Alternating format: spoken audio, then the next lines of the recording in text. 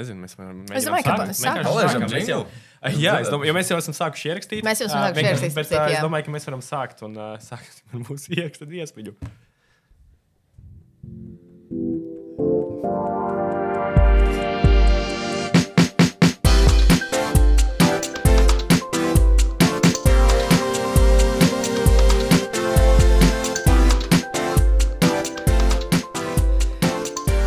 Daktori Sārova un doktors Jansons sasauc koncīliju.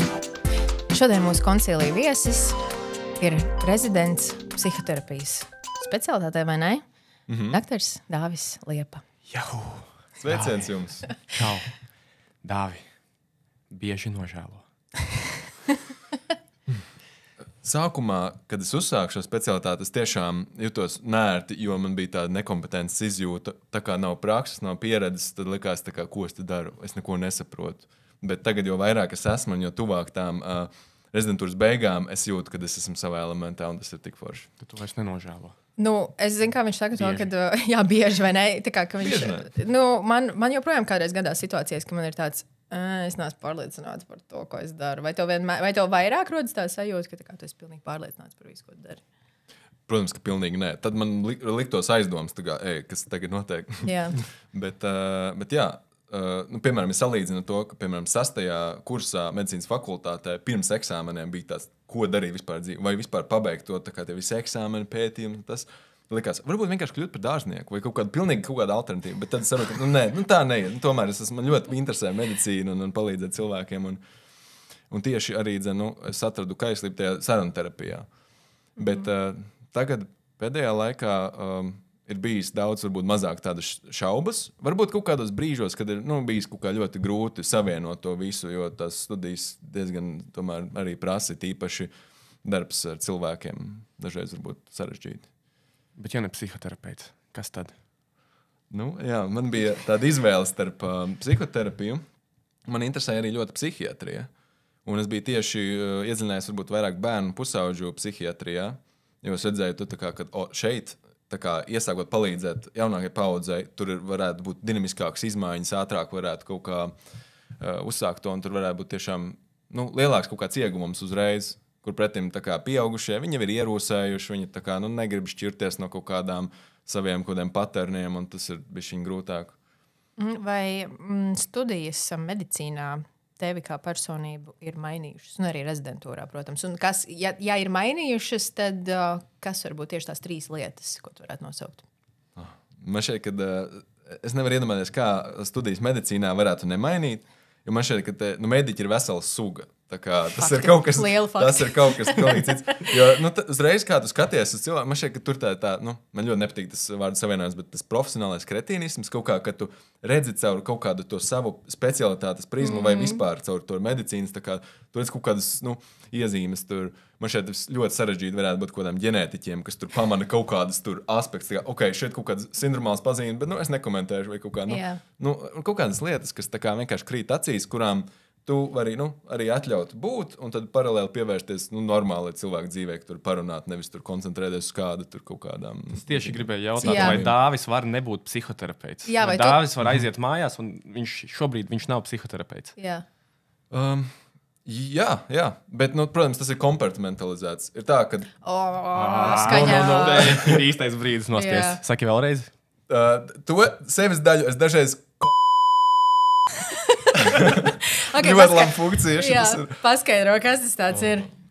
Tas ir sanāk, kad centies kaut kādā ziņā to atstāt kaut kādu savu daļu un tās specifiski, kā tu izmanto sevi profesionāli tomēr darbā. Protams, sadzīves dzīvē tas tomēr palīdz, jo tur arī to mēs noteikti arī varam parunāt par to, kā šīs studijas ir palīdzējušas personības izaugsmē.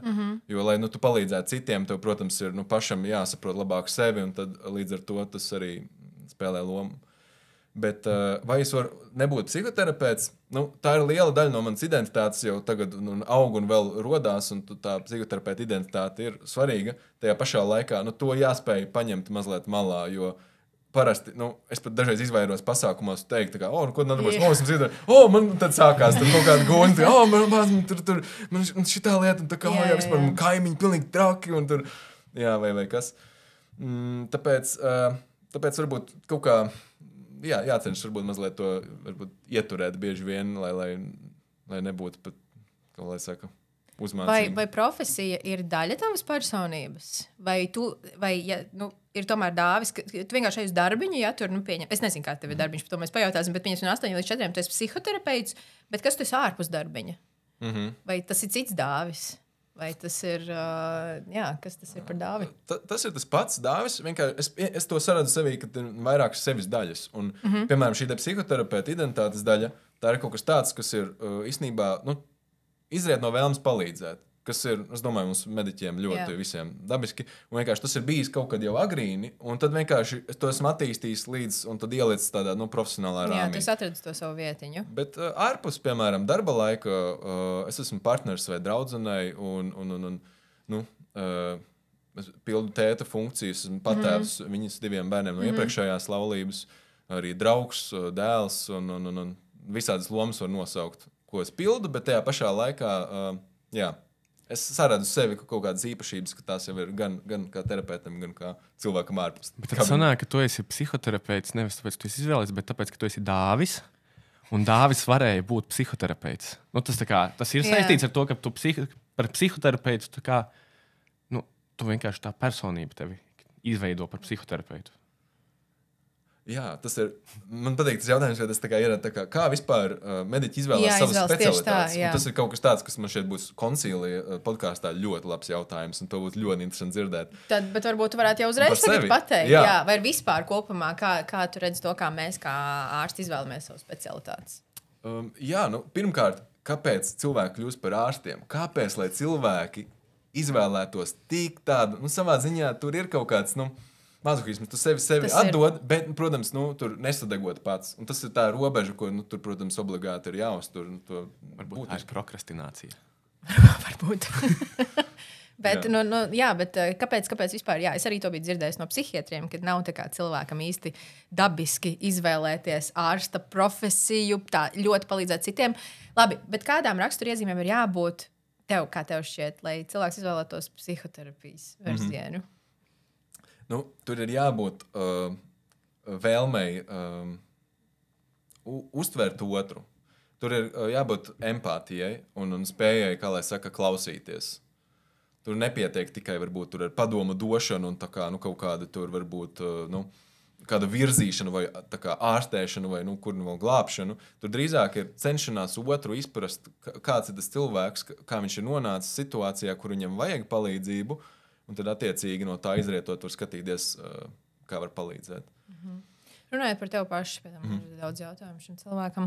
Vai tev ir kāds tavs guilty pleasure vispār? Ārpus, vai, ārpus darba, es domāju, kaut kāds, vai hobijs, vai tāds riktīgs guilty pleasure, ka tev patīk? Riktīgs guilty pleasure. Dažreiz tā, ka es domāju par to, ka... Man ļoti patikusi arī no pusauģu gadiem kaut kāda mīmu kultūra. Man patīk skatīties kaut kādus diezgan stulbus interneta mīmus. Protams, tur ļoti interesanti. Es negribu arī intelektualizēt to, bet mīmi kā kultūras sastāvdaļa, kad cilvēki izplata to, kas ir kultūra. Tā kā tas var būt ļoti dažādi. Tā ir labi tēma arī. Tur var aiziet riktīgi. Man ļoti patīk mīmī īstenībā. Man ļoti novērš uzmanību vispār no tā, kas notiek medicīnā kopumā. Tas ir tas veids, kā es atdalos no savas profesijas, kas vienkārši skatos kaut kādas ļoti, ļoti stulbas lietas, ne tik daudz intelektuālas, kā tas notiek darbiņā. Jā. Dāvi, klausies. Psihoterapeits Dāvis, viņš pamostās 8 no rīta. Reti. Tas nozīmē, ka tas agrāk vai vēlāk? Labi, ok. Kāds ir tas savs cēliens? Dāvis, psihoterapeits, pamostas, iesāk savu dienu. Kā izstāstā diena? Es nevaru iedomāties tas psihoterapeits. Ko viņš dara? Es pamostos, diemžēl man jāsaka, pirms 8, jo tur ir tur bērniem skola un agrs cēliens, un tad diezgan dinamisks tas rīta procesi. Dažādi rituāli un svarīgas lietas. Un tad, var sakot, kad ir viss sagatavots, kad šis te ģimenes sistēmā tur, tur sagatavots tur parastās mirstīgās lietas izdarītas, teiksim tā. Jā, tad man paliek tas laiks sev. Un lielākā nedēļas dienā šobrīd ir tā, ka man ir kaut kāds rīta periods, kurus tā kā, tad es varu mazliet paskatīties, kas ir šodienas plānā, kaut kāds tas process, kāds ir, cik tur vai man ir pieņemšanas tajā dienā, man ir supervīzijas, kas ir arī svarīga sastāvdaļa, vai man ir kaut kāds... Man ir... Kas ir supervīzija? Jā, es īstenībā labprāt padalītos to vispār rezidentūras apmācību procesu. Jā, mēs to labprāt gribam dzirdēt. Var sakot, tur balstās uz kaut kādiem 3 vai 4 tādiem svarīgiem pilāriem tā rezidentūra. Ko? Jā. Var sakot, tur ir 4 sastāvdaļas tajā. Tas ir svarīgi. Jā. Man patīk tā poga. Šito vajag iedā ārprāts. Ja ir tendence uz intelektualizēšanu, tad šitā poga ļoti nodara.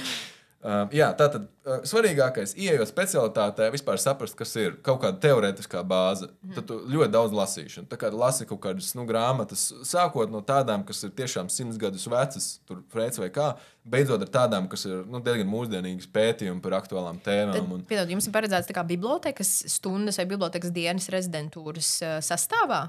Ka tā kā tas ir tava daļa no tavas darba dienas, ka tu lasi kaut ko? Ir tā, ka sākot rezidentūru, pirmais semestris, vismaz priekš manis, tagad varbūt tas kolēģiem mainās, es esmu, jāpasaka, Latvijas Universitātes psihoterapijas programmā. Tur ir pirmais semestris īstenībā gandrīz vai tikai literatūra, un var sakot ļoti daudz lasīšana un semināri. Tātad literatūru tu mācies, lasi, varbūt arī raksti kaut kādas esejas, kaut kādus konspektus, kaut ko tādu priekš semināriem.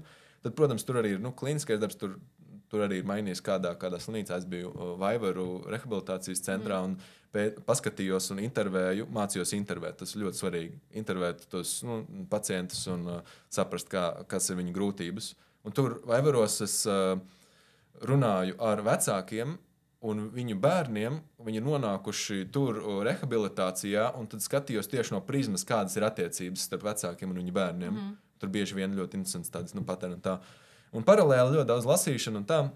Tas bija pirmais semestris, un tad otrajā, pirmā pieņemšana. Man tā kā, piešķir cilvēku. Jo tur ir tā psihoterapijas specialitāte, kur savā ziņā diezgan vientuļa, jo tā ir individuālā psihoterapija. Jā. Tur nāk cilvēks pie tevis, un jūs 2 kabinetā runājat. Tas ir ļoti tāds intīms process. Tāpēc tur nevar būt kaut kāds cits ārsts ar lielāku prakses pieredzi. Un tā kā saka, pajautā viņam to. Lai gan varbūt citās arī valstīs un programmās tas ir izteiktāk, tīpaši tas ir stacionārs. Tas izklausās tik sarežģīti, jo mans pirmais pacients, kā rezidentūrā otolaringoloģijā, tas bija, es paprasīju parādi kaklu. Tas viss bija diezgan saprotami, parādi degunu, parādi kaklu, un šeit tev ir uzreiz jāveido attiecības kaut kādas. Jo man arī pirmais bija tas, ka vienkārši es aizgāju ievākt anamnēzi no pacienta, man jau bija tas stress, un tad es gāju pie uzraugošā ārsta, un tad mēs domājam kopā, ko ar to darīt. Bet ja tev iemet iekšā, kur tev principā jau ir jāveido attiecības ar to cilvēku. Labi. Stāsti tālāk, kas vēl jums tur? Tad es iezīmēju to teorētisko praksi, kas iet visus 4 gadus, jo rezidentūra ir 4 gadus, kas sastāv no semināriem, literatūras izzināšanas. Un tad vēl arī ir šis praktiskais aspekts ar tiem strādāšanu ar cilvēkiem. Tad tur pieņem pacientus, klientus, un var sakot, tas ir tas, kas ir tas prakse. Bet tevi pieskata, ka tu sāc, tev ir pieskata, jo tādās ķirurģiskās specialitātēs ir diezgan skaidrs tavas pirmās operācijas, kāds tev stāv blakus, vai sākumā tu palīdzi, tad kāds tev stāv blakus un skatās, ko tu dari. Bet es iedomājos, psihoterapijā tu ienāc pie jauna ārsta, psihoterapeita, un viņam blakus stāv onkulis, kas skatās, vai onkulis vai tante, kas uz viņu skatās, kā viņš to dara. Tas nav sarežģīti. Tas rada papildus kaut kādu stresu, man liekas, par to, kad... Jā, tāpēc arī tas gluži nenotiek šādā formātā. Jo tomēr tas ir aizvien tā intīmā vieta starp 2 cilvēkiem, bet pieskatīšana tomēr ir ļoti svarīga. Un šeit ir tas otrs faktors, kas ir svarīgais, ko es minēju, tas briesmīgi vērts supervīzija. Tas var sakot, ka tu vispār to sāk pat pirms reālas pieņemšanas, un tā kā iepazīstās, un, piemēram, kas man tur bija ar Vaivariem, kurus tie nebija cilvēki, ko es pieņemu, bet es vienkārši iepazinos. Un tad, lai vai kā, supervīzija sastāv no tā, ka tur ir kāds ar tādu ārsts psihoterapeits ar pieredzi, kurš var palīdzēt, varbūt to konceptualizēt, to gadījumu, varbūt paskaidrot, varbūt vairāk. Bet jūs tur divi tas ir jau ārpus kabineta, kur jūs jau tā kā mēģina. Un tas ir ārpus kabineta, un tur es praktiski nesu to materiālu, ko mēs esam runājuši. Varbūt, anamnēzi, ko tas ir. Piemēram, tā anamnēzi ievākšana parasti ir kaut kādas līdz 4, varbūt 5 vizītēm pirmajām, kur varbūt nav tā, lai gan īstenībā, labi, es neesmu pats jautājis parādi kaklu, bet varbūt arī kāds tā psihoterapeits jautā. Bet anamnēzi gan ievāc. Parasti, tur varbūt, es nezinu, kā jūs specialitātēs, bet, piemēram, tur jautā, kā notika, kā veidojās un risinājās strīdi jūsu ģimenē, piemēram. Vai ir notikuši kaut kādi notikumi, varbūt, ko atceries? Cik reizes tu esi varbūt bijis slimnīcā?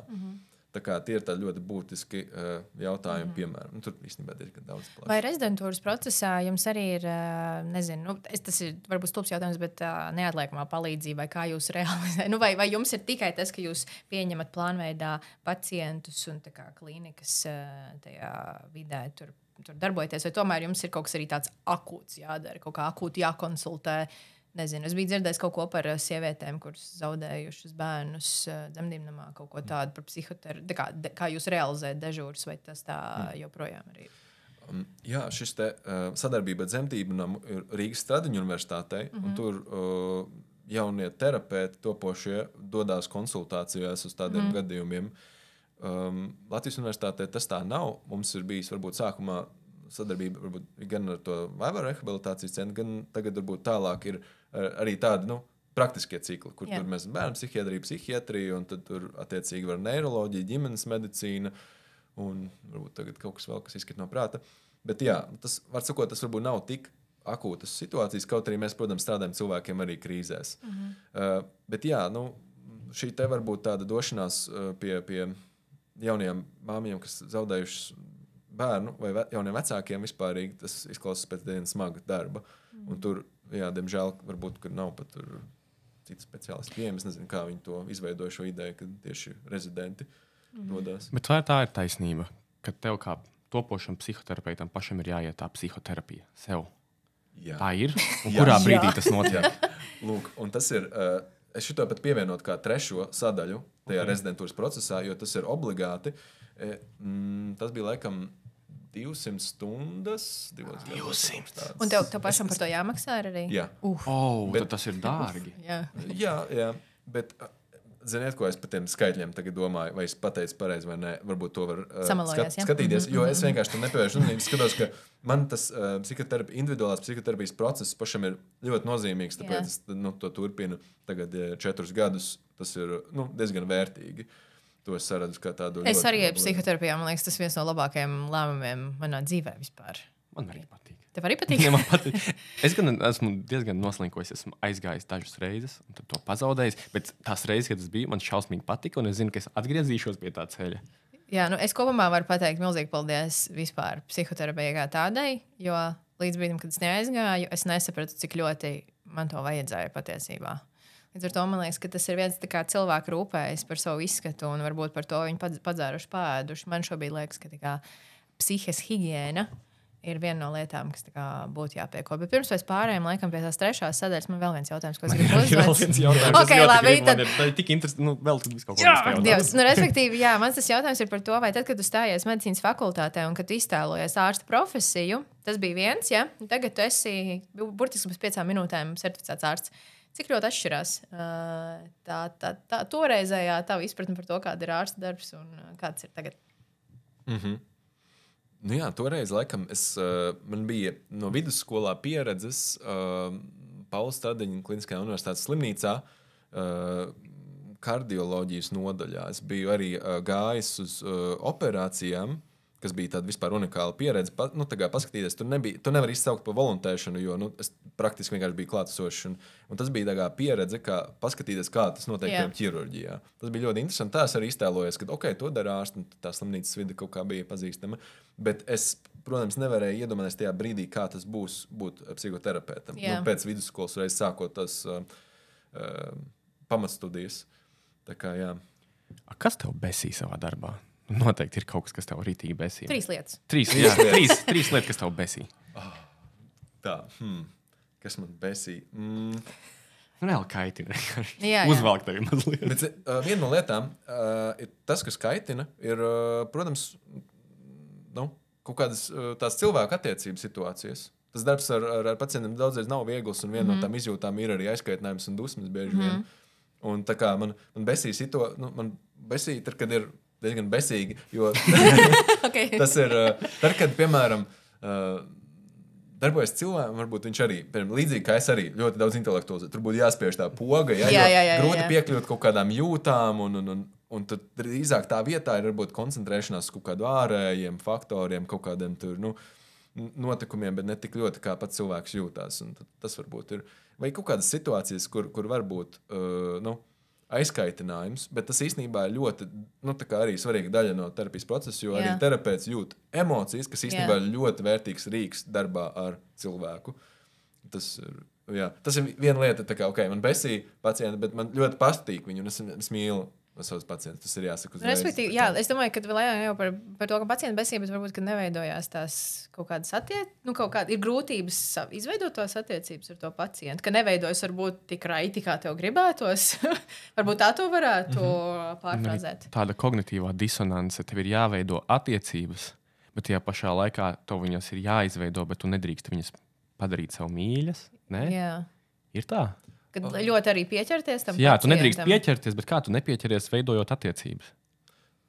Es domāju, ka pieķeršanās ir diezgan tāda dabiska lieta, un no tā pat nevajadzētu izvairīties vienīgais, kā tā tiek noformēta, jo tās ir terapeitiskas attiecības, un tur pamatā ir empātija, nevis simpātija. Jo simpātija būtu tāda, varbūt vairāk subjektivizējoša vai nelieta tik līdz izjūt kaut kādas simpātijas. Jā, tad tas būtu vairāk tādas uz tādu ļoti tādu patiku un tādu sajūsmu, ko, protams, arī var just tajā procesā, bet tas ir noteikti labāk nekā antipātijas, piemēram, ka tur ir kaut kas ir grūtāk.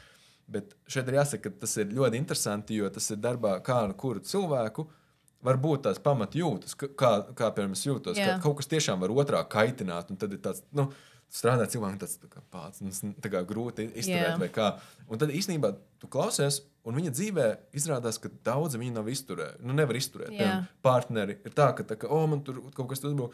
Tad arī saka, izrādās arī tur kaut kā vecāki bija kaut kā neiejūtīgi. Tas sāk pamanīt kaut kādas situācijas, ka tas ir kaut kas, kas atkārtojas viņa dzīvē. Kā viņš nonāk situācijās, kurās viņš kaut kā vai viņa citiem it kā nokaitina. Izklausās, ka tev arī tavas emocijas palīdz varbūt arī labāk atrast to veidu, kā tam cilvēkam palīdzēt. Jo tu tā kā izjūti to, ka viņš varbūt arī man uzzina kaut ko tādu līdzīgu, un tu teici, es to varbūt varu izmantot tieši terapeitējot un tā kā, palīdzot viņam varbūt mainīt tos viņa kaut kāds ieradumus vai kaut kā citādāk. Man izklausās pat palīdzoši tas, kad ārstam ir emocijas. Mēs pārējām pie... Jā, mēs pārējām, bet es gribu vienu ļoti īsu jautājumu. Es nevaru nepajautāt. Ja es teicu par to daudz lasīšanu. Lasīšanu. Tagad sanāk, ja tu esi dislektiķis, tu nevari kļūt par psihoterapeitu. Var klausīties audio grāmatas. Jā, tas ir tā lieta, tas ir pieejams. Ir tā, ka mūsdienās ir ļoti forši, ka tiešām tās tehnoloģijas palīdz advancēt un tiem dislektiskajiem klausītājiem šautauts par kaut kādām aplikācijām, kuras lasa. Mēs neuztaisījām pīpu. Jā. Kas ir dislektiķis?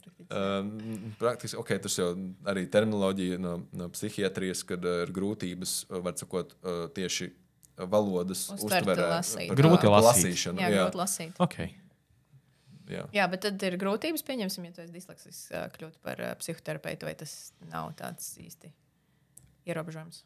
Es neredzu, kā tas varētu būt tāds būtisks ierobežojums. Tas varētu sagādāt grūtības, bet noteikti, kad ir opcijas, kā var tikt ar to galā, jo dislektiķiem parasti ir kaut kā, uz tā kompensatora attīstīt kaut kādas citas spējas, kas ir, tur. Iespējams, ka viņi varētu būt vēl empātiskāk un labāk saprast situācijas tieši praktiskajā darbā, un tur, tā kā teorija ir ļoti, varbūt vērtīga, bet noteikti tā kā nevajadzētu uzsvērties uz teorijas, drīzāk uz to, praktisko un to attiecību situācijām.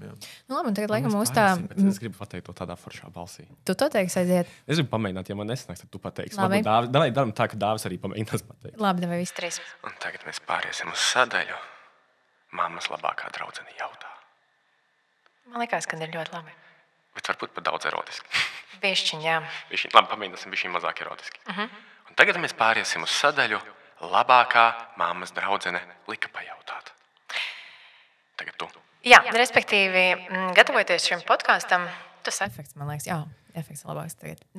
Gatavoties šim podkāstam, mēs, protams, arī prasījām sabiedrības viedokli, kas ir svarīgs, un lūdzām arī Twitter publikai uzdotos jautājumus, ko viņi varbūt ikdienā ārstam, psihoterapeitam nevarētu uzdot, bet var tā kā, teiksim, caur šo platformu tev pajautāt. Un pirmais jautājums, ko es tev gribētu uzdot, vai tev kādreiz terapijas laikā ir tik ļoti sanācis līdzpārjust savam pacientam, ka tu esi arī apraudājies?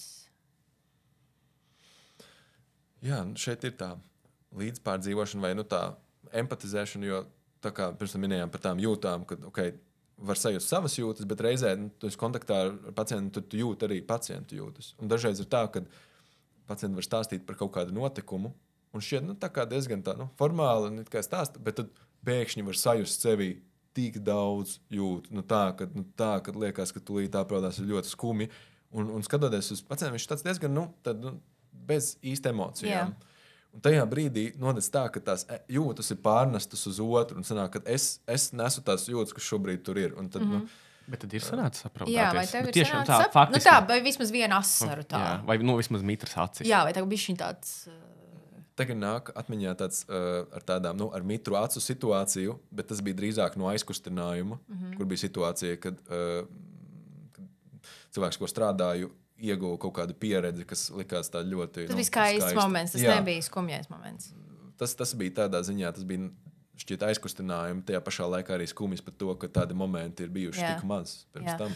Man, pieņemsim, bija arī tur tas otra daļa tam jautājumu, vai tas ir ok, ja ārsts tā kā, apraudas, dzirdot to pacientu stāstu. Man pašai tā arī gadījās medicīnas studiju laikā, kur mēs bijām psihiatriskajā klinikā, un tur bija 18 gadus vecs pacients ar smagu depresiju, kurš arī bija mēģinājis veikt šo pašnāvību. Es sēdēju aizmugurē tam kabinetam, un vienā brīdī sapratu, ka es raudu. Es nevaru apstāties, un es centos to seju paslēpt, jo es vēl tad nezināju, vai tas ir ok, kā ārsts raud tavā klātbūtnē, vai nav ok. Kā tev liekas, vai izslēdzot specialitātes, vai ir situācija, vai tas ir ok, kad ārsts, pieņemsim, smagās situācijās vai, apraudās pacienta klātbūtnē? Gribētu teikt, ka ir tik daudz dažādi pacienti, un tikpat daudz arī ir dažādi ārsti, un tomēr psihoterapeita galvenais instruments ir paša viņa varbūt, personība pats. Viņš ieskaitot arī visas jūtas, un arī iepriekšējās pieredzes, varbūt kaut kas teiktajā uzrunā tādās dzīvēs, ka tas ļoti tā norizināja, kad arī tas jūtas ir. Es teiktu, ka tas ir normāli, un to var integrēt pilnīgi arī darbā. Es ticu, ka ir psihoterapeiti, kur arī to izmanto un runā, un tas īstenībā pavēr tieši to, kad saruna par to, ka viņi arī padalās ar savām jūtām. Bet tas ir ļoti atkarīgs no modalitātes un kā katrs to izvēlās runāt. Es domāju, es varētu ar citādāku jautājumu, vai tas ir normāli, ka, piemēram, ārsts sāk smieties? Kaut kādās situācijās? Jā, par to, jo man jāsaka godīgi, ka man ir bijuši situācija, kur arī pacients stāsta par situāciju, kas ļoti smaga, bet tādā veidā, kas ir humoru ļoti izraisoši. Un tas ir drausmas. Es jūtos ļoti nērti, kad stāsta par ko drausmu, ļoti es teiktu tādu, to varētu uzskatīt par tādu traumatisku pieredzi. Un kur tas nāk visu ar humoru. Un es nevaru beigt smaidīt un smieties. Un tad mēs varam parunāt par to, kāpēc varbūt kāpēc ir jārada visa šī tāda jautra, smieklīga atmosfēra ap tādiem notikumiem, kas īstenībā ir ļoti intensīvi. Tas ir mehānisms. Jā. Es vienreiz apraudājos. Man liekas, ka vienreiz es reāli aizgāju, bet ne pie pacienta. Bet pēc pacienta bija tāda saruna par onkoloģisku tēmu, un es aizgāju uz toaletu, un man vienkārši sāku raudāt, un rakstīju sievai. Reāli, es esmu apraudājies, vienkārši fakts. Jā, fakts. Un es nezināju, kā par to justies, jo man likās, ka tas man visa diena, ka es esmu reāli nezināju. Bet tas fakts. Jā, man liekas, ka es domāju, ka daudzi ir apraudājuši. Es arī domāju, ka daudz ārsti ir raudājuši, bet pamatā jau ir teikts tas, ka nevajadzētu pacientu klātbūtnē raudāt, kuras vēl joprojām nevar saprast, cik profesionāli ir vai nav, bet par smiešanos, kā ņemot vērā, ka es esmu pediatrs, kādreiz bērni, kad kaut ko pasaka, ka konsultācijas laikā vai kaut ko izdara, tur nevar nesmieties. Nē, smiešanās gan ir sanācis diezgan daudz. Es cenšos neieviest savu humoru, bet ja pacients pasaka kaut ko smieklīgu, es atļaujos pasmieties. Jā. Pajautā klausies, man ir nākamais jautājums. Nē, tas nav mans jautājums. Tas nav jautājums no Twitter kāda no Twitter profilu jautājumiem. Jautājums, vai ir tādi cilvēki, kam nav nepieciešama terapija? Kuri izauguši bez bērnības traumām. Jā, vai var būt cilvēks bez skeletiem skapī, bez bērnības traumām, kurš vienkārši atnāk un tu saki, ziniet, jums nav vajadzīga terapija. Es godīgi sakot, nedomāju, ka visiem tagad vajag iet uz terapiju un tā ir kaut kas tāds, kas ir obligāti jādara, jo īstenībā terapija ir viens no veidiem, kā mēģināt izstrādāt kaut kādas grūtības. Un tas ir ļoti labs veids, protams, bet ir daudz citi veidi, kā arī tikt galā ar situācijām. Es nesaku, ka tagad uzreiz tie ir ļoti ekvivalenti savstarpēji ļoti labi salīdzināmi. Bet ir dažādi tā saucamie coping mehānismi, kā cilvēki tiek galā ar tām stresoriem grūtībām. Tie bieži vien ir tā, ka tad es nejūtu to simptomu sevī vai tos grūtības. Bet tas nav bīstami. Es domāju, diezgan bieži atnāk pie cilvēka, pie ārsta pacients, un viņš stāsta, ko viņš jau ir darījis. Tāda pašterapija. Un pašterapija mēdz būt ok, bet viņa galīgi mēdz arī nebūt ok. Un tas psihoterapijā nav tā īpaši bīstami. Savas problēmas risināt ar savu kaut kādu izmainītu bioķīmiju, kaut kādu ķīmisko sastāvu, meklēt sev risinājumus. Es domāju, ka tas var būt ļoti bīstami, jo es domāju, tieši tagad mūsdienās ir ļoti izteikti par pašmedikāciju, kad cilvēki grib vienkārši ļoti ātru risinājumu, un tad viņi meklē to kaut kā farmakoloģiski, tur lietojot vielas vai kā citādāk, vai arī īstenībā paškaitējums varbūt arī tā kā, es negribu just tā sajūtas, labāk jūtu sāpes nekā savas jūtas, emocijas. Tajā pašā laikā cilvēki sevi pazīst vislabāk nekā citi visbiežāk. Tajā pašā laikā psihoterapeitiem bieži vien ir tāds teiciens, vai tāds joks mazliet. Es gribēju. Var sakot, ka kaut kādā klienta apkalpošanas sfērā ir tā, ka klientam vienmēr ir taisnība. Psihoterapija ir otrādā, klientam nekad nav taisnība. Jo bieži vien tur ir ir tik daudz dažādi, kā lai saka, aizsarga mehānismi, coping mehānismi. Tas ir apaudzēt tik daudz kaut kādām idejām par to, kāpēc, kas un kā. Tad bieži vien šķetinot, ka īstenībā viņi paši no sevis slēp kaut kādus motīvus, lai nebūtu jāsaskarās ar to iekšējo konfliktu, kas viņus tā grauž. Padomju laika viņi bija traumējoši vai rūdinoši, norūdoši? Kā tev šķiet, vai padomju laika? Man liekas, ka mēs neviens neesam piedzīvojuši tādā apzinātā vecumā padomju laikus. Bet kā tev liekas? Padomju laiki mums ir palīdzējuši kaut kā vai tomēr kaut kā mūsu sliktie? Man ļoti patīk šis podcasts. Es jūtu kaut kāds 10 jautājumus apakaļ, kad es gribu vēl papildināt katru bez maz vai. Jo liekas, es neesmu pietiekami vēl tur izdevies vai kā.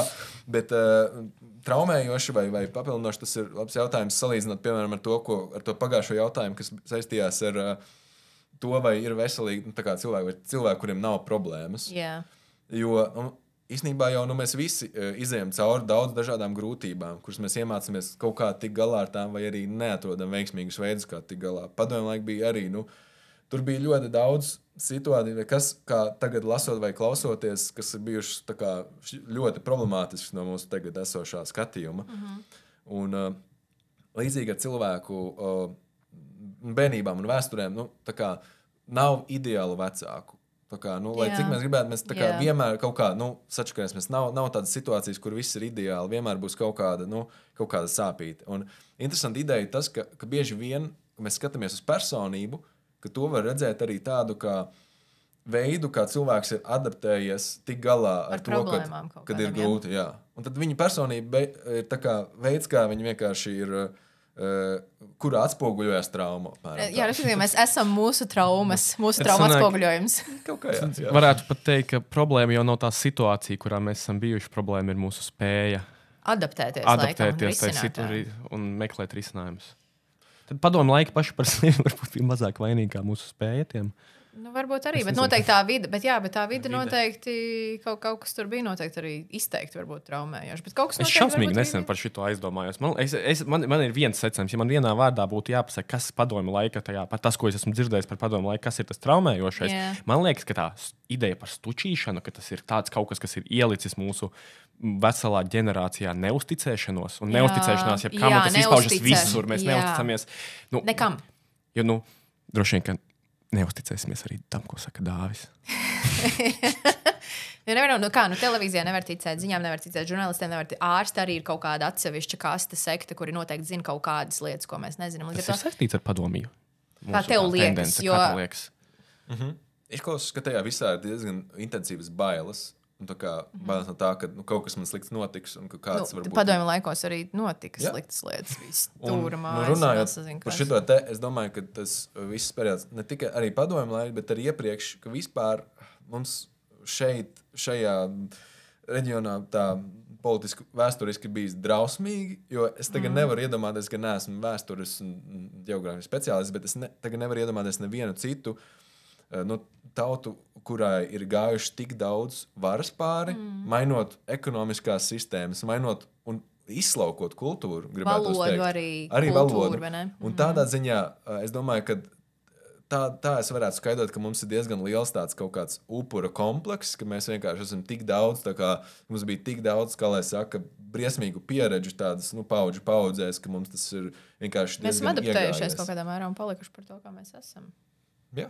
Ja mēs zinām, kas mēs esam. Es ceru, ka mēs zinām, kas mēs esam. Kas mēs esam? Es gribētu teikt, ka mums vēl ir laiks vēl kādiem varbūt 2 jautājumiem patiesībā. Jā, mums ir diezgan maz, bet viens ir īss. Pagaid, labi, es varbūt varu. Jā, ir mūžsanais konflikts, kur, man liekas, mēs neatrisināsim šajā podkāstā starp ārstiem, psihoterapeitiem un psihologiem. Jautājums ir patiesībā sakot par to, cik svarīgi tas, ka psihoterapiju veids tieši ārsts. Es domāju, ka nozīmīgāk, ka svarīgi, ka psihoterapiju veids kāds, kurš ir kuram to ļauts darīt. Jā, kurš ir izgājis cauri procesam un ir spējīgs to darīt, kuram bija kaut kāda akreditācija. Jo tur ir arī ļoti savāda tā visa iekšēji politiskā vēsture šo visu, bet tajā varbūt tagad neiedziļināšos. Bet man šķiet, ka ir svarīgi, kad ir vienkārši kāds, kuram var uzticēties, un to labāk ir pārbaudīt, manuprāt, lai ir kaut kāda pamata izglītība, kaut kāda pieredze, lai tie nav... kaut kādi apšaubāmi, varbūt cita veida kaut kādi cilvēki, kas grib sniegt palīdzību. Tajā pašā laikā es ticu, ka var iegūt atbalstu arī no coachiem, no kaut kādiem hipnoterapeitiem vai kaut kādiem astrologiem. Cilvēki tiešām var iegūt kaut kādu palīdzību, bet es tomēr... Līdz noteiktam līmenim, vai ne? Jā, es gribētu, lai cilvēki izvērtē tā skeptiskā mazliet paskatās uz to, ko viņi vēlās, un arī no speciālistiem, kuri ir vai ārsts psihoterapeiti vai psihoterapijas speciālisti ar psihologu pamatu izglītību, lai cilvēki arī starp viņiem atrod kādu, kura pieejas, metodas un viņu individuālās specifiskās attiecības būtu ok. Jā, bet man liekas, tas varētu būt sarežģīti. Varbūt izstāsti, kas ir tavas tās kompetences kā ārstam, psihoterapeitam, kurā varbūt gadījumā cilvēkam būtu jāizvēlas ārsts, psihoterapeits. Tu vari noteikti izrakstīt zāles kaut kādas, diagnosticēt, vai ne? Tā kā uzstādīt diagnozes, tas jau ir atšķirīgs no pārējiem, vai ne? Tas ir, jā. Bet, piemēram, ar diagnozēm ir tā, ka, piemēram, ar tām ļoti strādā psihiatri, ārsti psihoterapeiti arī diagnosticē un formulē, kā lai saka, gadījumu, un tur ir noteikti arī visa tā diagnostiskā sadaļa, bet, piemēram, ir tā, ka vairāk koncentrējās tieši uz to gadījumu tā ļoti individuāli, kas arī rada to savā ziņā problemātisko skatījumu, jo katrs gadījums ienākot ir savā ziņā diezgan individuāls un unikāls, un tas ir tā, skatoties no viņa specifiskās pieredzes. Tāpēc vairāk ārstējam to vai palīdzam cilvēkiem ar viņu grūtībām, nevis diagnozēm, kas staigā. Bet vai mēs varam justies droši? Ir kaut kādas instances, kas regulē to, lai cilvēki zina, ja viņš iet pie ārsta, psihoterapeita vai pie psihoterapijas speciālista vai pie psihologa, ka instances, kas regulē, lai tie cilvēki, kas sevi tā sauc, ka, tas ir regulēts. Respektīvi, vai cilvēkam nav jāuztrauc, kā pārbaudīt, ka tas speciālists, pie kā viņa iet, kā viņš ies, ka tur viss ir tā kā kārtībā. Kā tu teici, kaut kā tās kompetenču atzīšana. Jā, un to nodarbojas ir tā, ka šie profesionālās kopienas, viņiem ir asociācijas. Un ārstiem ir Latvijas ārstu psihoterapeitu asociācija, kur mājaslapā ieejot, var redzēt sarakstu ar visiem, kas ir, kuri ir certificēti, kuri vēl arī šobrīd ir certifikācijas procesā, tā skaitā es.